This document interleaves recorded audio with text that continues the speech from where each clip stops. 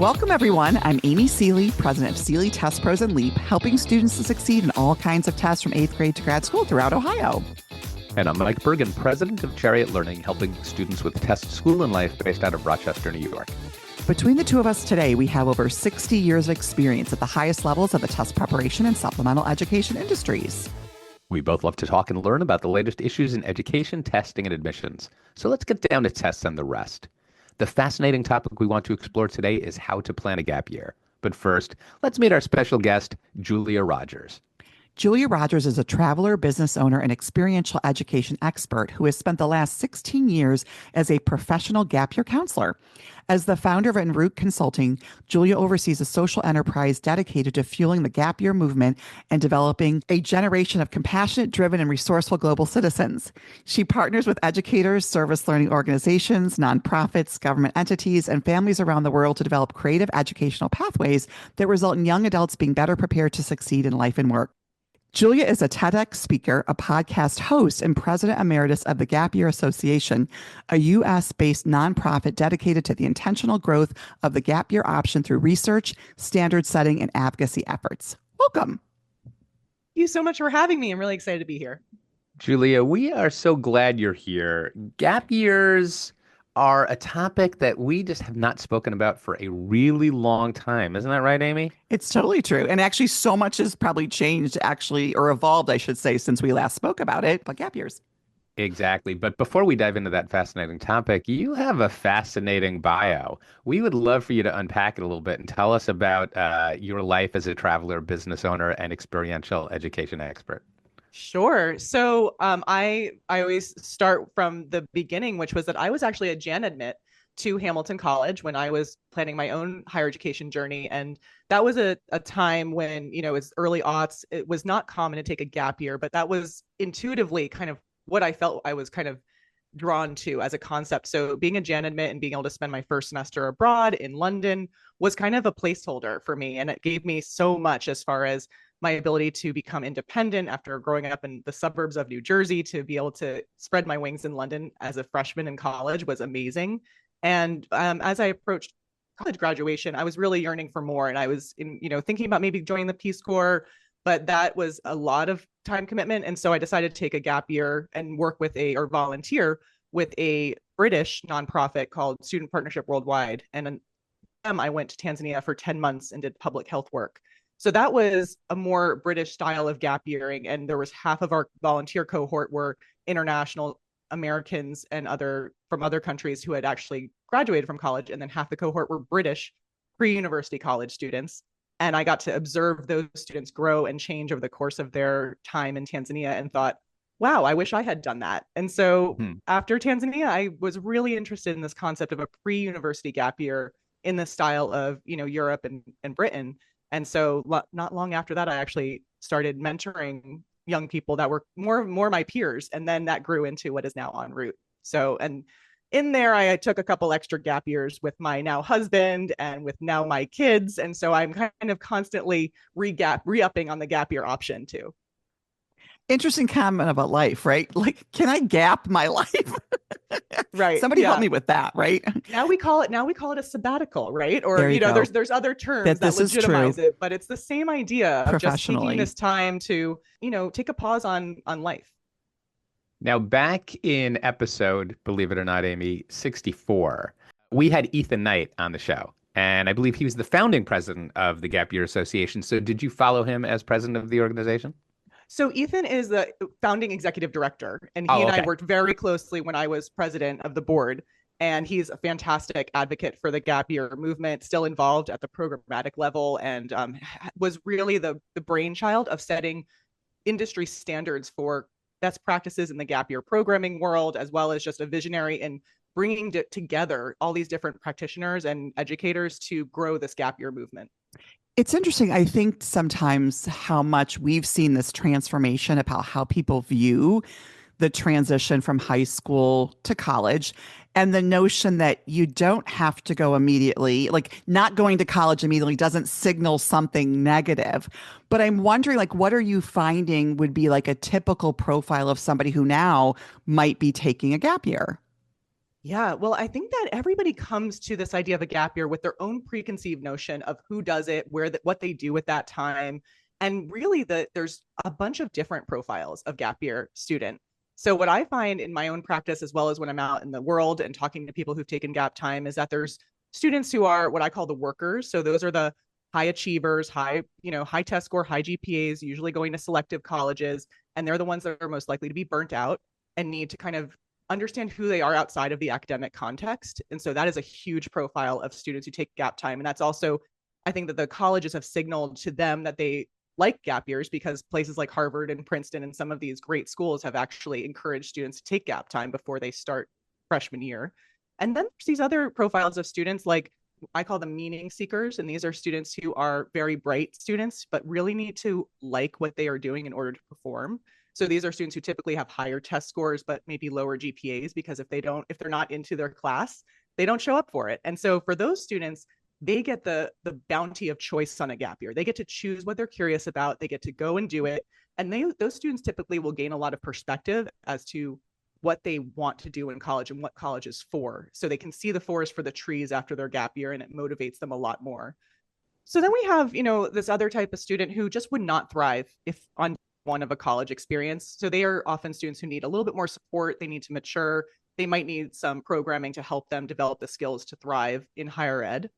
There's also other students who just want to gain clarity around their career path or their academic path, students who want to travel and experience the world just for fun. And then increasingly, we're also seeing students who have different physical or mental health challenges that they experienced in high school, or they went through a trauma. And those students really need time. So those are kind of wellness gap years where they're getting the care and recuperation time that they need so they can kind of step their best foot forward into higher ed. I think it's interesting what you're describing. It's kind of two different things. There could be I tend to think about gap years as specifically travel, but I think there's also this like doing things, the action. What are you there's where are you going maybe, or what are you doing? And sometimes those can be the same thing, but sometimes those can be two different things. It's not about the where, it's the what. Or is it the what or the where? I guess, do you find that with students? Right? Yeah. It's the why. The why. The why. And that's, we talk about that a lot in the industry too, or in this concept. And how we define a gap year is actually an intentional period of personal growth and supported by activities of enrichment. So within that definition, the most important word is intentionality. So a student could have a really powerful gap year experience close to home. They do not need to travel far and wide, but they do need to be pushing out of their comfort zones. They need to be tackling these areas of interest, and they need to be goal oriented. And that's really what makes a good gap year. It's not how much money you spend or where you go. It's how that person is going to develop. So you describe so many archetypes of students who might benefit from a gap year. I wonder if you can think about the kind of student who's best served moving right from high school to college. Is there a type? There is a type. The type is my father and my sister. So there are people that are so excited to continue their learning, and on day one they know why they're there. They have a sense of what they're wanting to achieve at their college experience, and they have the maturity and the life skills to be able to thrive on a college campus. If that is the profile of a student, and they are just excited to start that part of their life's journey, great. And then there's another type of student who may get a financial aid package that is just too good to pass up. And those are other students that maybe they thought they want to take a gap year, but then the college comes up with this too good to pass up opportunity. And that's another type of student that I'm like, maybe not, maybe just go in. So we might be moving ahead, but does that mean that when students are given really great merit aid or scholarships, that the schools will not hold that aid for them if they take a gap year? It's a case-by-case basis. So some colleges will say, hey, this is your package. We will hold it for you with your deferral. Others will say, this is a one-time offer. So that's such an important point, because I never thought about that. Like, it's important to understand, well, what are the financial, if there are financial ramifications, what would those be? I think it's really interesting too, just because I have the personal perspective of one of my kids who actually talked about gap year, and very smart, like what you said, like high test score, high achieving, but not particularly like motivated, let's put it that way. And did eventually take a very long time to graduate from college, not for lack of like the intellect. And I do look back and I think, boy, we should have so pushed that. because I think there you find so much in that period of time if you're being intentional about it that I do. It's one of my probably if I had to say if I had a parenting mistake, you'd be like, we should have pushed that. Mm. So, what are some of the biggest benefits that you're seeing, especially within like the sub generation of students? Yeah, well, I think we are still, I keep on waiting to meet a class of students who has not been negatively impacted by the pandemic. And I have not yet come across that year of students. And so, though the students even that have graduated now were impacted socially, academically, maturation wise in big ways when they were in, middle school and early high school in those years. And those ripple effects are being felt, and they are being felt in ways where these young people have less ability to advocate for themselves. There is more just coddling and kind of there's just less skills. And so when I'm thinking about the biggest benefits for this, these high school students who are graduating in these kind of past 3 years prior, 3 years ahead, I'm really seeing it as ability to skill up, to upskill the personal and life skills, and also to really understand why they are making this huge investment in time and money into higher ed. And I think that college is one of these amazing experiences in life, but you have to be ready for it. And as a society, we haven't done a great job of giving students the reasons why they should go to college. We've just said this is what you need to do for a lifetime of success. And then you have this kind of older generation of millennials and Gen Z that are maybe not feeling like that investment in the dollar wise is panning out for them. And so I think that the younger Gen Zs are really wise to that. And they're saying, okay, if I'm going to make this investment, I really want to know why I'm there. Yeah, there's a real confluence of forces that are causing teens to question their path, whatever it is, and that it's no guarantee anymore that going from high school to college to professional life is going to assure you of a satisfying, lucrative career that is safe in 20 years. Mm. Lots of people are exploring all different kinds of options. And we often say when we're talking to people about the different, are you going to go to a 2 year, you're going to go to a 4 year, you're going to go to a trade, are you going to go to the military, you're going to take a gap year. It's all about making a decision for now, not forever. Right. Exactly. And I think that when we also look at the national data, we see that students are taking 6 years to graduate with their 4 year degree on average. So that means that like Amy's kid, like they are taking a really long time to get that bachelor's degree. And that is adding money, that's adding lost resources, that's time that they could be putting into themselves in a more intentional way. And that's really what the gap year is basically an investment that you front load. And I think that it's really powerful when you think of it like that. It's an interesting, you brought up that, I quote very often the National Student Clearinghouse data on that graduation rate and how appalling it is that they're measuring a 6 year, not a 4 year graduation rate for a 4 year school. But I think that you're implying that a lot of times students take more than 4 years to graduate because they don't really have purpose. They don't know what they're doing. They might be changing their majors multiple times. They might be detached from, say, their academic commitments. And a gap year can be clarifying.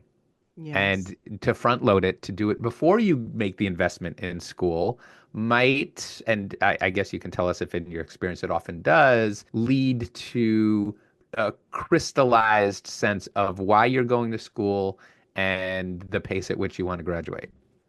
I think it definitely does. The data show that it does. We see students who take gap time, they on average graduate sooner than traditional students.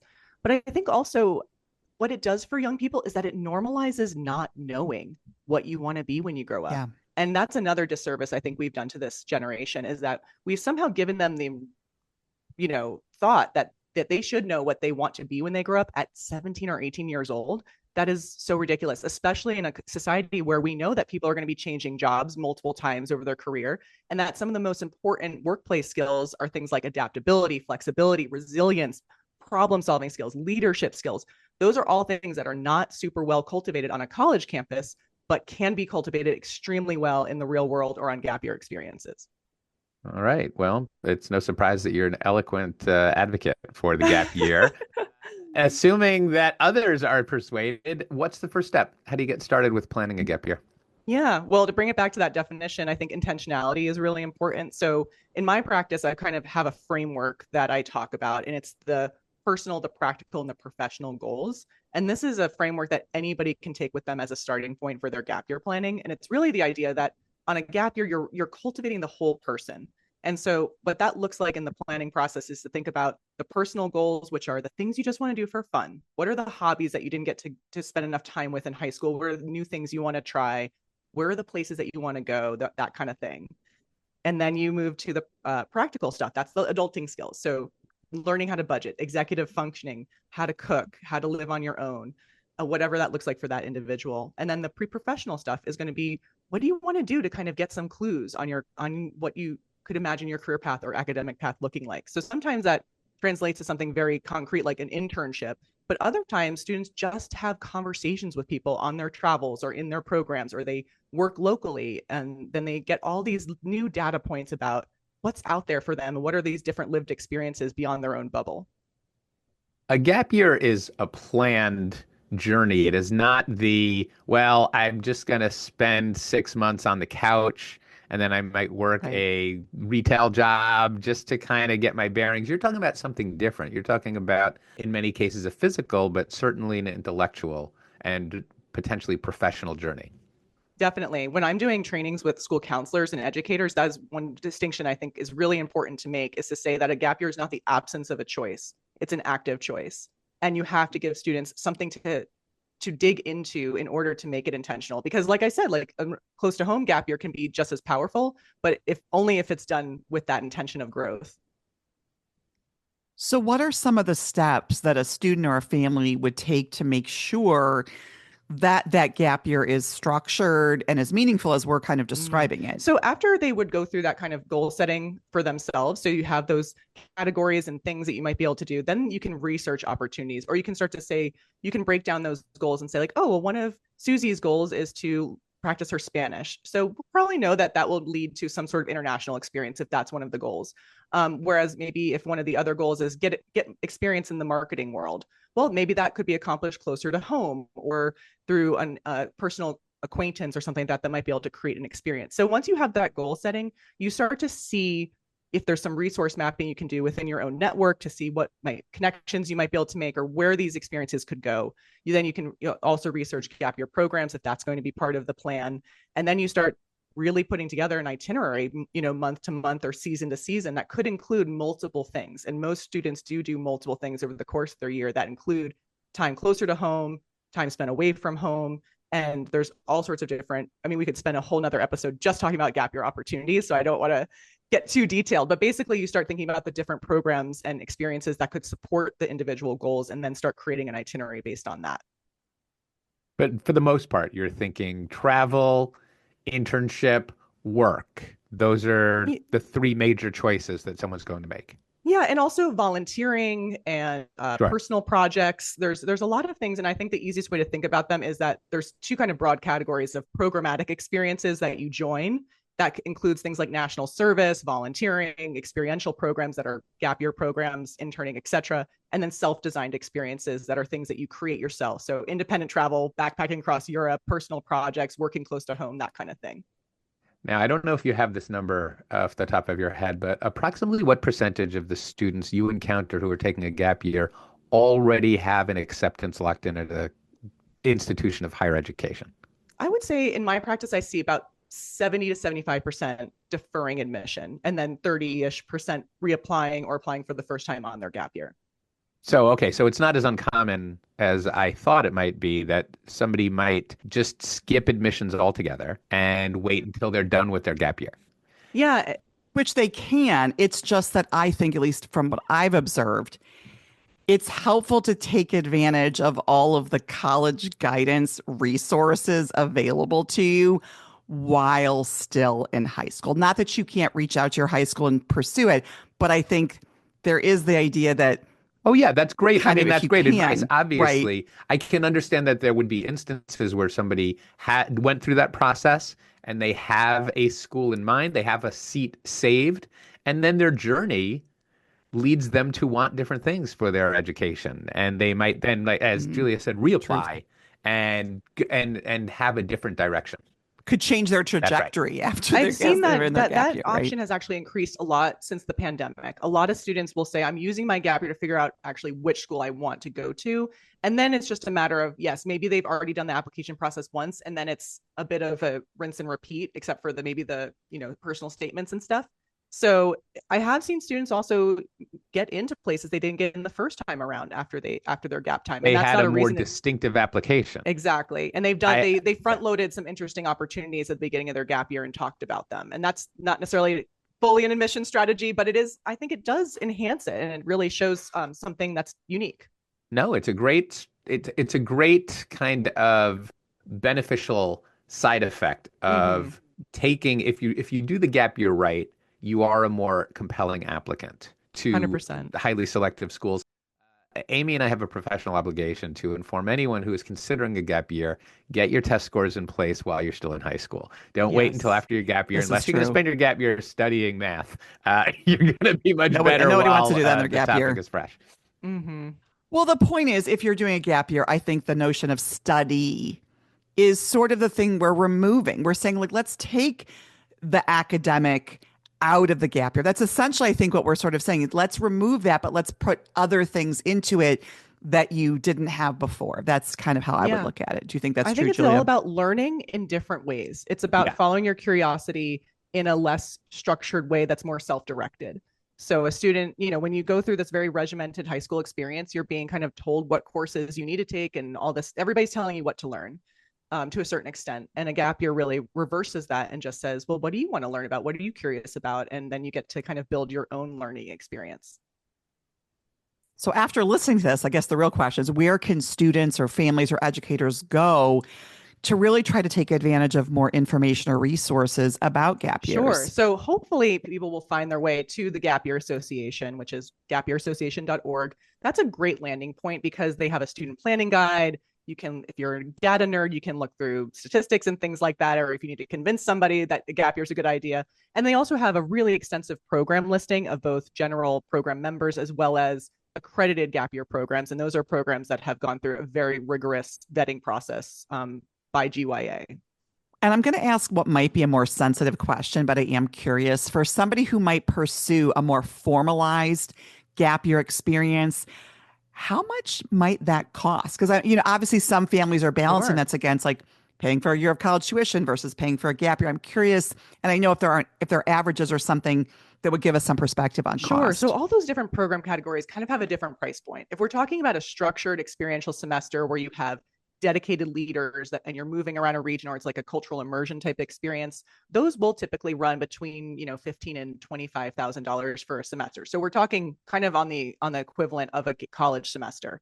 But they also often offer college credit where you can access 529 funding to pay for them. So there are some different financial mechanisms to pay for that experience. Then when you look at things like interning, volunteering, AmeriCorps, that's really where you can find some very affordable options. And so most families will balance it out. Maybe you do something a little bit more expensive on the front end of your gap year, and then maybe you're working or traveling or doing something less expensive in the second half. So you're kind of having a progressive experience that falls within whatever a family feels comfortable investing. Fantastic. Yeah, you've shared so many ideas and insights into gap years. Is there anything compelling that we've missed? I would just say that that you were asking before about what makes a good gap year, and beyond the planning of it, I think that mentorship and reflection are the other really two important ingredients. So, when I'm working with students, I act as that stand-in mentor, but you don't need a gap year counselor necessarily to do that. You do need a dedicated non-parent to be a person who a student can go to and have some reflection and have some processing of their experiences, and also who they will be held accountable to for executing on their gap year plan. And that's, I think, a really great thing. And then also reflecting at different points. So midway through your gap year, kind of assessing how you're growing. And then at the end of your gap year, thinking about how you've grown. Love it. Julia, obviously, we could talk about this topic endlessly. Unfortunately, we're out of time. Thank you so much for joining us today. Thank you so much for having me. This was fun. If listeners would like to get in touch with you, what's the best way for them to do that? Sure. So my website is very extensive, and you can find it at EnRoute Consulting, which is enroutegapyear.com. I'm also very active on social media, especially Instagram and TikTok, my handle is EnRouteGapYear. Awesome. We hope you enjoyed this discussion as much as we did. Be sure to join us for another fascinating topic and guest on the next Tests and the Rest. Did you enjoy this episode as much as we did? Find expanded links and more for this and all of our episodes at our show page at testsandtherest.com. While you're there, be sure to explore everything the larger TestBright site has to offer, including real, expert, unbiased answers to the toughest admissions testing questions. Of course, we'd love for you to rate, review, and subscribe to Tests and the Rest on your favorite podcast platform. If there's a topic or guest you'd like us to feature, just let us know and spread the word.